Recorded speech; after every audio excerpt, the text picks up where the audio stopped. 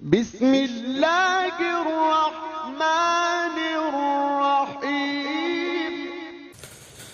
السلام عليكم ورحمة الله وبركاته. الحمد لله رب العالمين، والصلاة والسلام على سيد المرسلين وعلى آله وصحبه أجمعين، أما بعد. أعوذ بالله من الشيطان الرجيم. بسم الله الرحمن الرحيم. يا أيها الذين آمنوا اتقوا الله وقولوا قولا سديدا يصلح لكم أعمالكم ويغفر لكم ذنوبكم ومن يطع الله ورسوله فقد فاز فوزا عظيما. محترم سامعین کرام، جنگوں، آفتوں، بحران و مصائب میں سب سے مہلک اور گندی قسم اور سب سے خطرناک چال افواہوں کی جنگ ہے.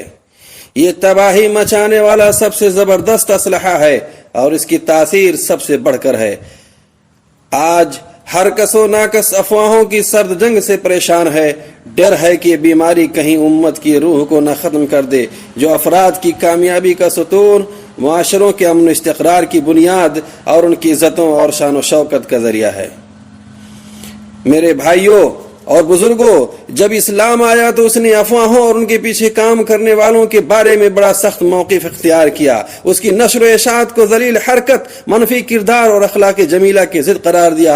اسی طرح اسلام نے غیبت و چغلی کرنے، لوگوں کی عزت و آبرو کے در پہ ہونے، دروغگوئی، بہتان تراشی اور لگائے بجھائی کرنے سے بھی شدت کے ساتھ روکا ہے. اسلام نے زبان کی حفاظت کرنے اور اسے کنٹرول میں رکھنے پر بڑا ہی زور دیا ہے. کسی پر بہتان باندھنے کو حرام اور افواہوں کو رواج دینے کے دل دادگان کو دردناک عذاب کی وعید سنائی ہے. اللہ رب العالمین فرماتے ہیں: ان الذين يحبون ان تشيع الفاحشة في الذين آمنوا لهم عذاب أليم في الدنيا والآخرة والله يعلم وأنتم لا تعلمون.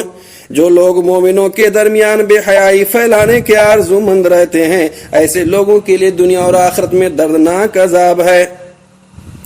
بے حیائی پھیلانے کا مطلب تہمت اور بدکاری کی خبروں کو پھیلانا. اور اللہ رب العالمین قرآن مجید کے ایک دوسری آیت میں ارشاد فرماتے ہیں: یا ایھا الذین آمنوا ان جاءکم فاسق بنبأ فتبینوا ان تصیبوا قوما بجہالہ فتصبحوا علی ما فعلتم نادمین. اگر کوئی فاسق و بدکار تمہارے پاس کوئی خبر لے کر آئے تو خوب تحقیق کر لیا کرو، مبادا کسی قوم کو نادانی سے نقصان پہنچا بیٹھو پھر تم کو اپنے کیے پر نادم و پشیمان ہونا پڑے. لیکن آج حالت کیا ہے؟ آج ہم مسلم معاشرے کے اندر آج چوری جہاں بھی ہو، قتل کسی کا ہو، ساری خبریں اور تحقیقات ہماری زبانوں پر ہوتی ہیں. سیاسی لیڈران کی مکاری ہو، جھوٹ اور پیترے بازی ہو، بلا تحقیق و صداقت کے اندھیرے میں افواہوں اور جھوٹے پروپیگنڈا باتوں کے نشتر و تیروں سے ہم دوسروں کو چھل نہیں کرتے ہیں. ہم گناہوں پہ گناہ کرتے جائیں، اسلامی شناخت کو مٹاتے جائیں، اپنی تو پرواہ نہیں، ہاں اوروں کے ایمان کو داغدار کرنا نہیں بھولتے. برادران اسلام، اللہ تعالیٰ نے قرآن مجید میں فرمایا ہے کہ بندہ اپنے چھوٹے بڑے ہر فعل کا اللہ کے ہاں جواب دہ ہے، حتیٰ کہ ایک لفظ پر بھی محاسبہ ہوگا. اللہ رب العالمین فرماتے ہیں: وَلَا تَقْفُ مَا لَيْسَ لَكَ بِهِ عِلْمٌ إِنَّ السَّمْعَ وَالْبَصَرَ وَالْفُؤَادَ كُلُّ أُولَٰئِكَ كَانَ عَنْهُ مسؤولا. جس بات کی تجھے خبر ہی نہ ہو اس کے پیچھے مت پڑ. بے شک کان، آنکھ اور دل، ان چیزوں کے متعلق قیامت کے دن سوال کیا جائے گا. اور دوسری جگہ اللہ رب العالمین کا ارشاد ہے: ما یلفظ من قول الا لدیہ رقیب عتید. انسان کے منہ سے جو لفظ نکلتا ہے اس کو نوٹ کرنے کے لیے فرشتہ نگہبان موجود ہے، تیار رہتا ہے. اور نبی اکرم صلی اللہ علیہ وسلم کے فرمودات سنیں: ایاکم والظن فإن الظن اکذب الحدیث. اور آپ صلی اللہ علیہ وسلم نے فرمایا: کفا بالمرء کذبا ان یحدث بکل ما سمع.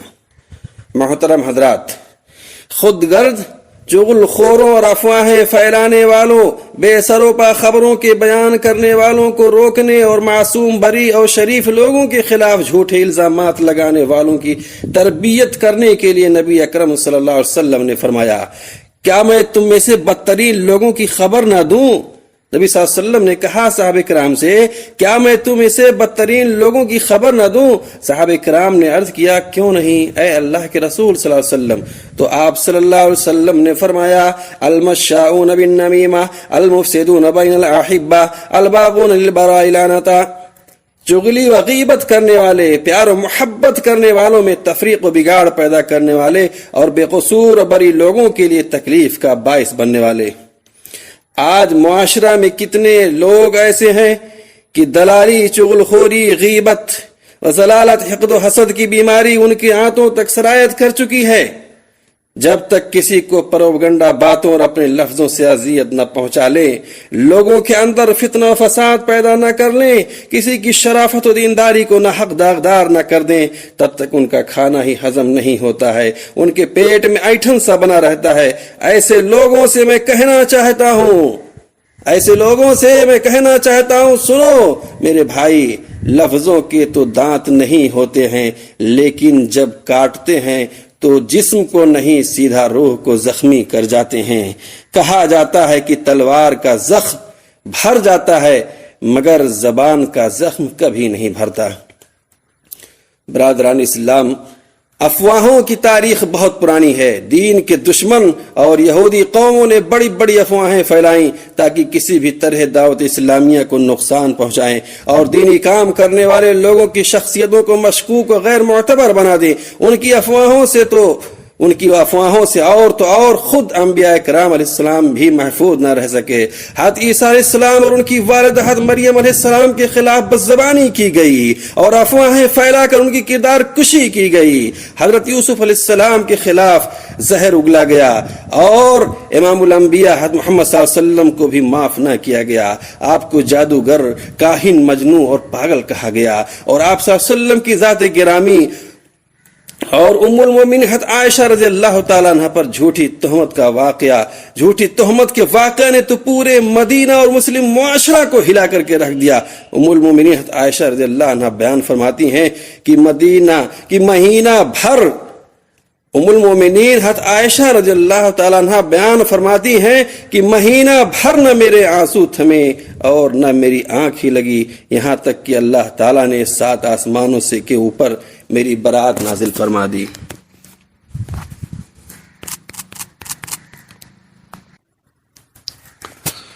میرے دینی ملی بھائیوں، ایک مرتبہ حضرت معاذ رضی اللہ عنہ نبی اکرم صلی اللہ علیہ وسلم سے عرض کیا کہ کیا ہم زبان کے ذریعے جو گفتگو کرتے ہیں اس پر بھی ہماری گرفت ہوگی؟ تو آپ صلی اللہ علیہ وسلم نے فرمایا تیری ماں تجھے گم پائے۔ یہ بد دعا نہیں بلکہ یہ ایک عربی محاورہ ہے۔ ثقلتک امک وحل یکب الناس فی النار علی وجوہہم او علی مناخرہم الا حصائد السنتہم، جہنم میں لوگوں کو ان کی زبانوں کی کاٹی ہوئی کھیتیاں ہی اوندھے منہ گرائیں گی۔ اور آپ صلی اللہ علیہ وسلم نے فرمایا لیس المؤمن بالطعان ولا اللعان ولا الفاحش ولا البذی، مومن نہ تو بہت زیادہ تانے دیتا ہے، نہ بہت زیادہ لعنت بھیجتا ہے، نہ بے حیائی کے کام کرتا ہے اور نہ ہی بے حیائی کی گفتگو کرتا ہے۔ اور نبی اکرم صلی اللہ علیہ وسلم کا فرمان من وقاه اللہ عز وجل شر ما بین لحیہ و شر ما بین رجلیہ دخل الجنہ، جس شخص کو اللہ نے زبان اور شرمگاہ کے شر سے بچا لیا وہ جنت میں داخل ہو گیا۔ لہذا میرے بھائیوں، زبان کی ہم بہت زیادہ حفاظت کریں۔ یہ زبان انسان کو بربادی کے دہانے پر پہنچا دیتا ہے۔ اللہ رب العالمین سے دعا کریں اللہ ہمیں زبان کی شر سے محفوظ رکھے۔